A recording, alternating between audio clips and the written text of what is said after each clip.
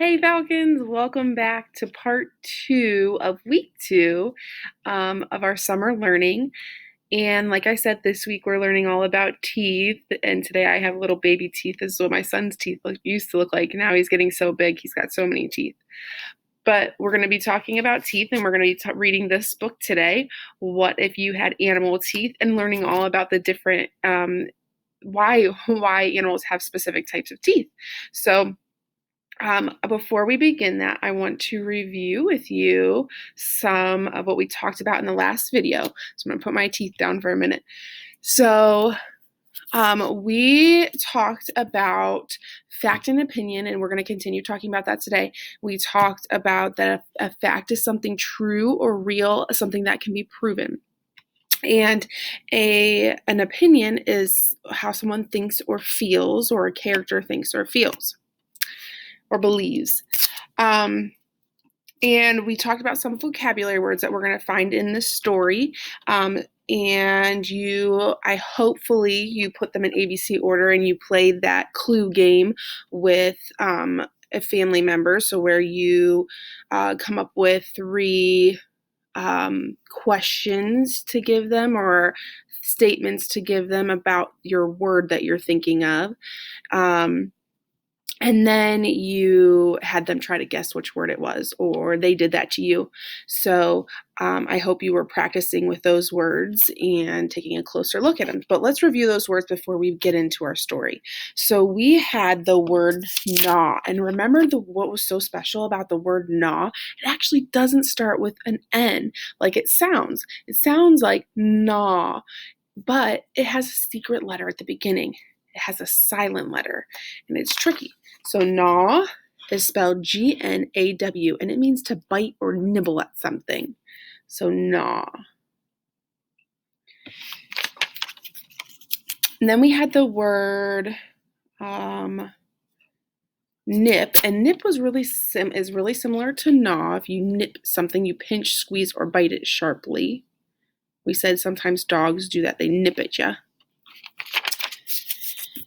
And then we had the word tusk, and we said a tusk is a long pointed tooth, remember, that comes out of a closed mouth, and it's really long. It's on elephants or walruses or a wild boar. And then our last word was grind. It's when you rub together, and I said that sometimes people do that when they sleep. They rub their teeth together, and they don't even know they're doing it. That's grind. It's when two things rub together. So we're going to read our story today, and we're going to be asking some questions. Remember yesterday I asked you, or not yesterday, the video before, I asked you to tell me what we use our teeth for. And we came up with some ideas, and I'm sure you had plenty of ideas. And if you were able to comment, I said make sure you comment below. You can even do that today if you didn't get a chance to in the last video.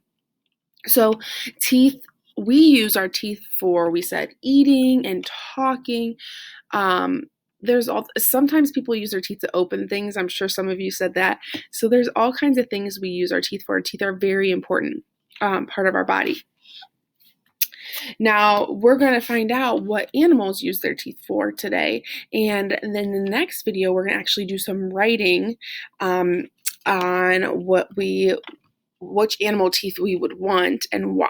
So you're going to pay attention, and you maybe want to pause the video and write down different things about this that you like about the animals and their teeth. But you can pause the video any chance that you need to. Okay, so I'm going to get started. So this is called What If You Had Animal Teeth? So you've lost your front teeth. Before you know it, two new ones will push right into their space. But what if an animal's teeth grew in instead? Look at her, she's missing her two front teeth. Okay, so the first animal we have is a beaver.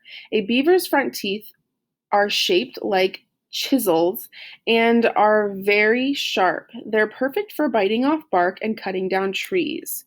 Fact. So here comes that's a fact. A beaver's front teeth have a coating that contains iron. That makes them super strong and orange. Ooh. So they have iron in their teeth that makes their teeth turn orange, but it makes them very strong. So a beaver's front teeth are really great for chewing off bark. If you had beaver teeth, your front teeth would never stop growing. So you could gnaw, there's our vocabulary word, all the tough stuff you like day after day for your whole life. So look, he's got beaver teeth. Ooh, this one's a good one. Great white shark. A great white shark's front teeth are like all its others, 2 inches long with an edge like a steak knife. They're great for biting through super thick things like an elephant seal's skin. So their teeth are so sharp that they're able to bite through the like leathery skin of an elephant seal. They have very thick skin. Great white sharks get new teeth about every 100 days. That keeps their bite at its sharpest. So that's a fact. They get new teeth every 100 days. If you had great white teeth, you'd never have to worry about losing a tooth. There'd always be a new tooth growing behind it, ready to slide into place, and there'd never be a gap in your bite. I don't know if I'd want those front teeth. A little scary. A narwhal. A narwhal's front teeth do something quite strange. The right one stays small, but the left one grows longer and longer and longer to nearly 10 feet. Once it's that big, it has a new name. Instead of a tooth, it's called do you know what it's called? It's one of our vocabulary words. A tusk. So instead of a tooth, it's called a tusk. And only one of the front teeth actually grows. That's very interesting. A narwhal's long front tooth grows right through its upper lip. So that's a fact. So it grows right through the front lip. What would you use your tusk for if you were a narwhal? Would you poke around to find fish or fight off your enemies? Or would you feel your way through the dark parts of the ocean? Even scientists wonder what a narwhal does with its tusk.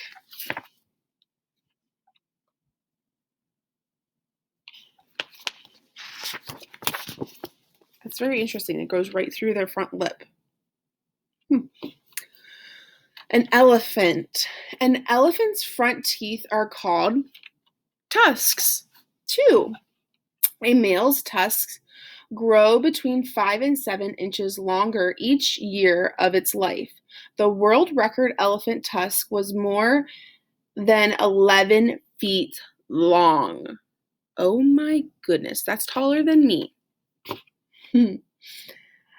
They're great for digging water holes and pulling up tree roots to munch.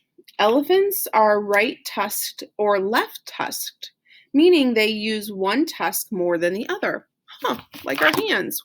We're either right-handed or left-handed. So they use one tusk more than the other. Just like you may use one hand more than the other. You use one hand to write or pick up things. I don't know. If you had elephant tusks as your front teeth, they would be super strong too.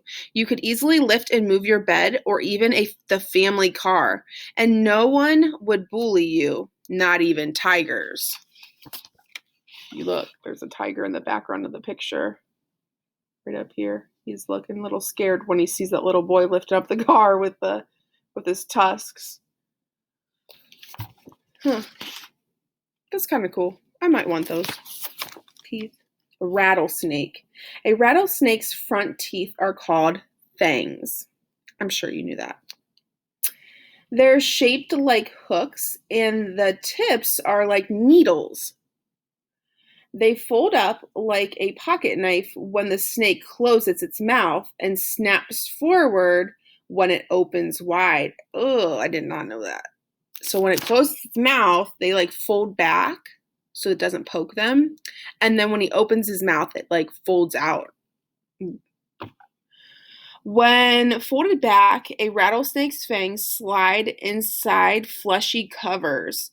That way the needle tips don't nick the inside of the snake's mouth. So that's a fact. So they have like little covers over them so they don't hurt them inside. That's pretty interesting. If you had rattlesnake fangs, your front teeth would inject deadly venom, so your teeth would be all you'd need to fight enemies or to catch food to eat. Look at the venom coming out of that snake's, can you see it? Snake's mouth. I'm not a big fan of snakes, but some of you may like those. They're scary to me. Oh, the naked mole rat. A naked mole rat's front teeth are shaped like shovels and are in front of its lips. They're perfect for digging the family's tunnels without getting a mouthful of dirt. Like beavers, a naked mole rat's front teeth never stop growing, biting hard roots and bulbs where the teeth down so they don't get too long. So it's kind of like, I guess, filing your nails. When they bite into like the tree roots and things like that, they file them down a little bit so they don't get too hard. If you had a naked mole rat front teeth, you could move each tooth separately to the left or right. They'd work just like chopsticks for picking up food bite by bite.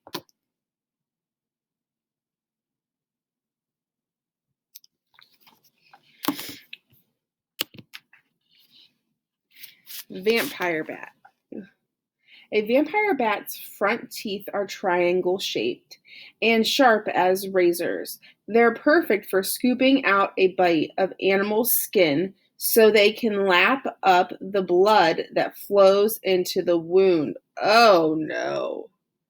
There's some of these animals that are grossing me out. Baby vampire bats have teeth, but for the first 4 months, they aren't strong enough to fly and hunt. So they nurse and they eat vampire bat baby food, which is blood their mothers bring up from their stomachs. Oh no, that's disgusting. But that's a fact. If you had vampire bat front teeth, you wouldn't have to worry about them chipping since they'd lack a hard enamel coat. The edges would wear away easily and always stay sharp.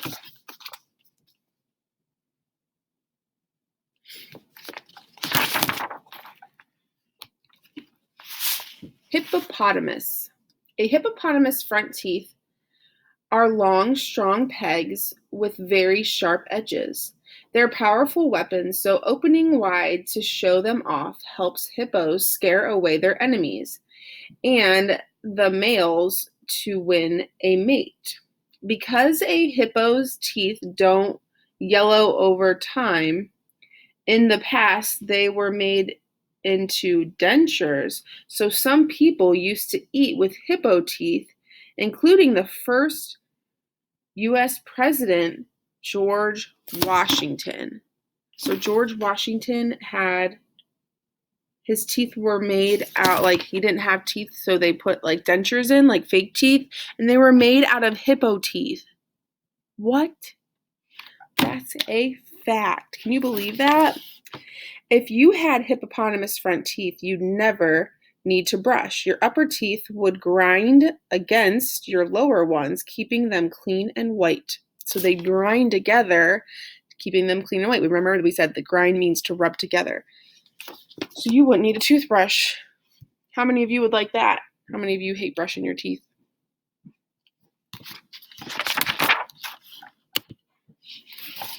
Bengal tiger. A Bengal tiger's front teeth are a biting six-pack, 4 sharp pegs edged by twin pointed cones set between its giant dagger-like canines. They're perfect for scraping feathers off birds and meat off bones. A mother tiger uses her front teeth to bite very gently as she picks up and moves her cubs. So have you ever seen in the Lion King? I know they're not tigers, they're lions, but the mom always grabs Simba and picks up the neck. She uses her front teeth to do that, to move him around, to make sure she keeps them in line. So the tigers do the same thing. If you had Bengal tiger front teeth, they'd be strongly anchored in your jaw. You could bite and hold tight while dragging something as heavy as 5 times your weight. That's interesting. That's kind of cool to be able to drag something 5 times your weight. Look how big those teeth are in the front, the canines, they call them.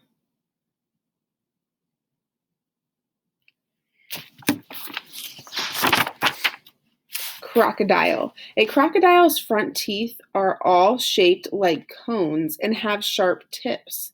They bite well but come out easily, and new ones grow in very slowly. So a crocodile's front teeth are always changing and are often different sizes. Crocodiles can't clean their own teeth. They open their mouths for small birds called plovers to pick leftover food from their teeth. So birds go in there and get all the plaque and dirt and off their teeth and the food that they chomp up. Oh. If you had crocodile front teeth, your teeth would stick out when you closed your mouth. You wouldn't need to open wide when you went to the dentist or gave a toothy grin.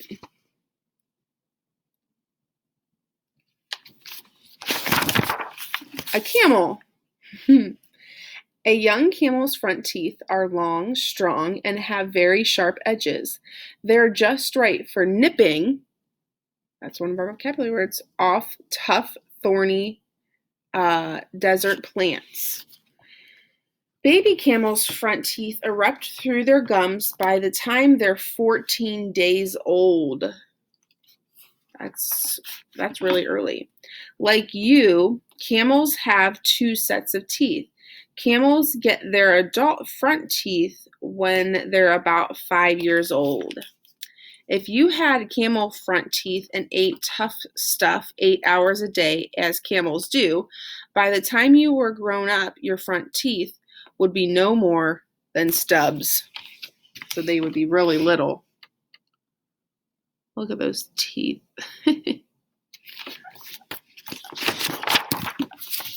Animal teeth could be cool for a while, but you don't use your front teeth to cut down trees or scare off enemies. You don't need them to dig tunnels or bite really tough stuff. And you never lift the family car with your teeth. At least I hope not. Even for fun. So what kind of front teeth are right for you?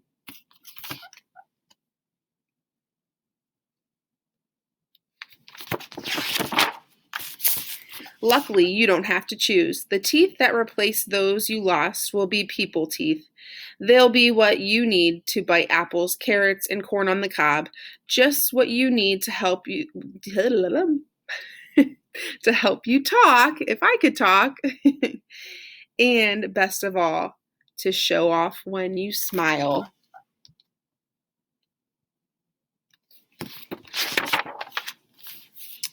The end. So that was a really cool story all about different animal teeths. Now, if you need to, go back and rewind and go back to your favorite animal, because in part 3 of these videos for this week, we're going to be writing about which animal teeth we would want to have and why we would want to have them. So you might need to know some of the facts that we learned. We're going to be writing our opinion, but we want to include some facts of why it would be so cool for us to have those animal teeth. So make sure you rewind this video and go back to where your animal was that you want to choose and be thinking about that until we get to the next video. I will see you then. Have a great day.